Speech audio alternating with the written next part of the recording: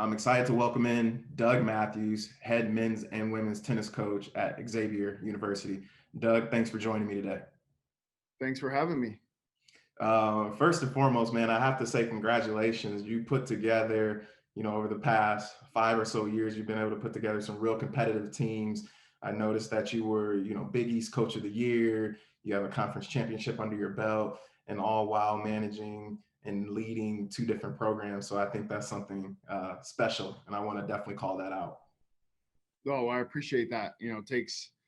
Takes an army to do it, and we've been fortunate to have some great assistant coaches and really good players on the men's and women's side. So, thank Yeah. you. Yeah, absolutely, absolutely. And as you're going into this season, and I'll say I think the Big East is one of the most competitive conferences in college tennis.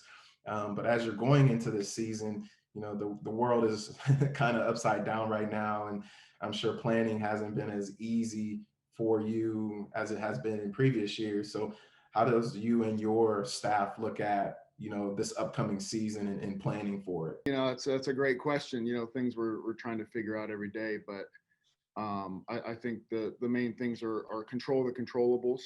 There's a lot of uncertainty, and most of that is stuff that there's nothing we can do about. We have to control what we can control, and put ourselves in the best position to test negative and keep on playing.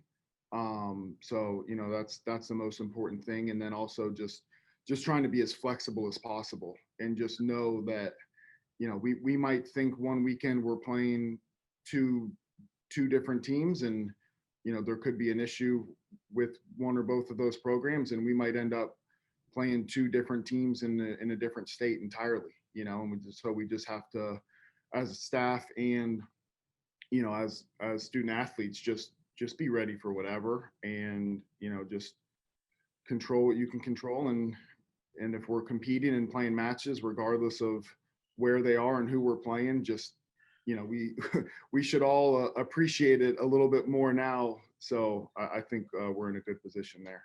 Yeah, I really like that because one, the control the controllables. I mean, there's only so much you can do, and why get bent out of shape for things you can't control, and then just the flexibility piece, right? I think more so than ever, we're all a little bit more flexible and at least somewhat more understanding because there are just things like you said that you can't control. But as you think about controllables and as you think about this upcoming season and goal setting for your team, like what does that look like in a year like this?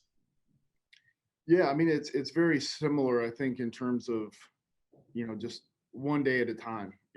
Just try to get a little bit better every day. That's something that we talk about, and I think goal setting is difficult to get too far ahead, because like we said, we don't know what's going to happen, but also because we have 9 women on the team, we have 12 men on our team, and 4 on each team we haven't seen compete in a Xavier uniform. We Right. because we weren't able to compete in the fall. And 2 of our guys that we hope are impact players, they just took online classes in the fall. I haven't even seen them practice in person yet. So, to say that we can have some goal of, being top 50 in the country when I haven't seen anyone compete, is tough to do. So, I think it's just try to get a little better in every day. And, it's similar to when you were at Toledo, us in the Big East, you know, we know there's a lot of parity in the conference, and we know that our number one goal, probably the same as you, is we want to win the conference every year. So that goal never changes. I think it's just a lot of the goals of maybe beating Power Five teams when we have a couple on our schedule, but the Big Ten win conference only. So there's definitely it's hard to have non-conference goals right now. Yeah, yeah, I think that's well said. And on that note, one of the things I think about just with, like you said, you haven't been able to see some players play. some guys practice, so it's hard to know what to expect. But I agree. You know, when I was at Toledo, the big goal every year was to win the conference, and then those small individual goals, you know, could change week to week. But we always had our eye on the big prize. And I just think about, you know, you not being able to, you know, see some people play. And, you know, I think just taking a step back and really taking it a day at a time, in my opinion, is key. But one of the things I wanted to ask you, in terms of team building and as you try to bring team camaraderie together, you know, how has that been? You know, have you been able to be a little creative on that forefront? Yeah, it's definitely a challenge with COVID and different protocols that are in place. You know, can't just go out and be with everyone necessarily in close proximity with the different regulations that we have.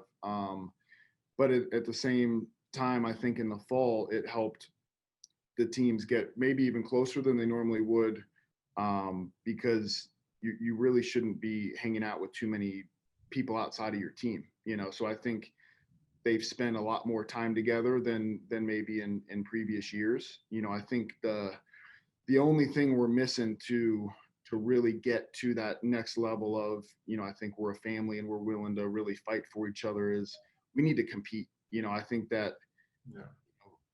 I always remember from teams, you know, like that first fall tournament or first road trip, you're with everybody and you're fighting for each other, you know, and then you just become more than like, you know, the people you sit on the couch and play video games and practice for 3 hours a day with, you know. The big piece missing right now for many teams is just getting back out there and competing, getting those butterflies, feeling what that first road trip, you know, that first college experience of the year is going to feel like. Because I think it's going to be different this year, whether, you know, depending on the conference, whether you're fans or no fans, who's healthy, who's not. But again, I think being able to get back out there and compete is going to be a huge, you know, piece of the equation that will make, you know, or bring some normacy to many of the college programs out there. There's always learnings in situations like this, and one of the things that I was thinking is for you and your staff, your team, like what's one thing that you can really take from the whole, you know, COVID situation,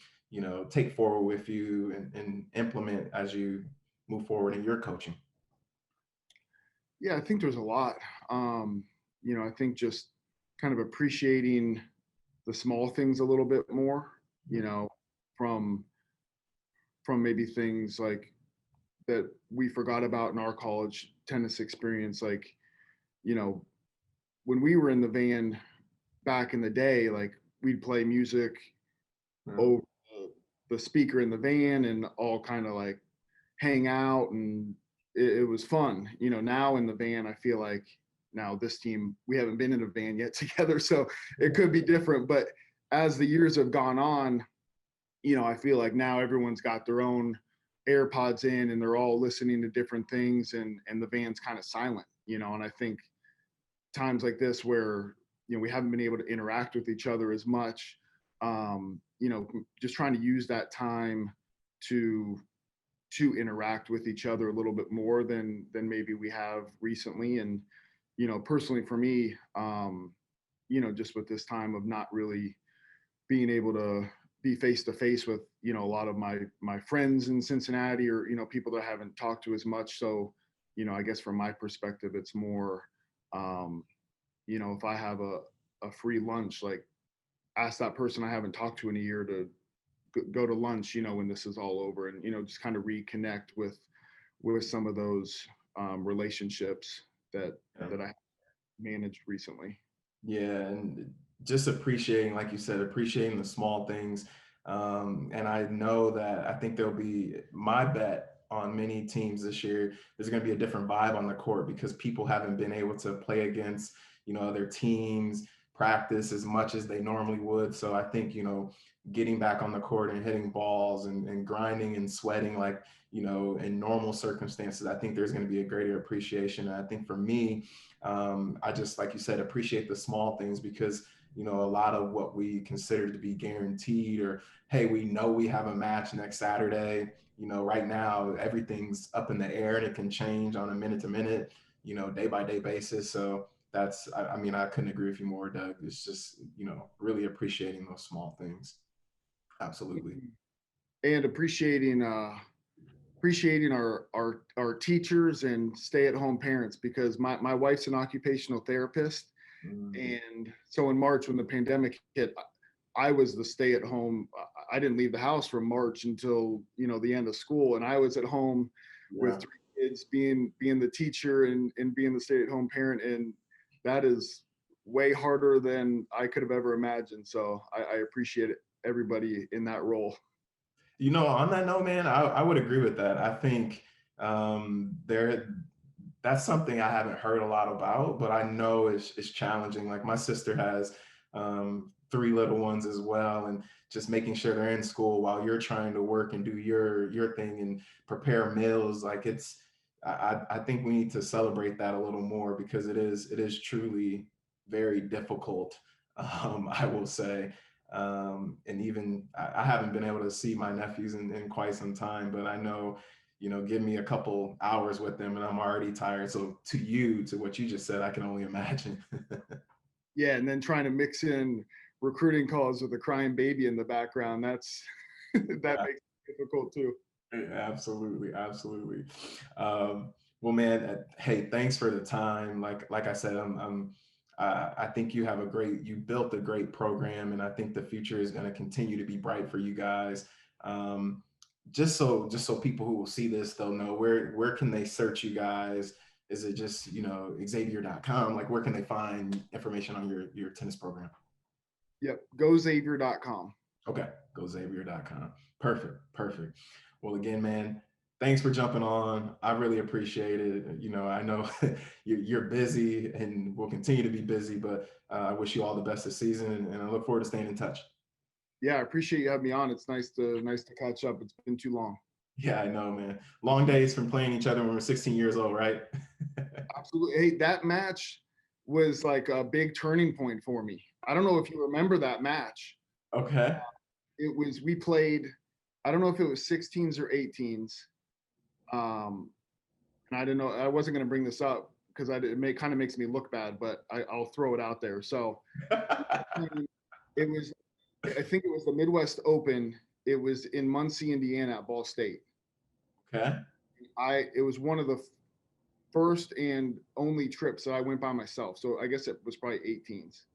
Okay. And I was staying in the dorms, and we played early in the morning, and my alarm didn't go off. I don't know, you might not remember this whatsoever. So my alarm didn't go off. My doubles partner knew where I was, ran over and knocked on my door like 10 minutes after the match was supposed to start. So I Okay. run to the courts. Um, no eating, no anything. So I should have been defaulted, but I think I was down 3-0 to start, and Okay. playing the match.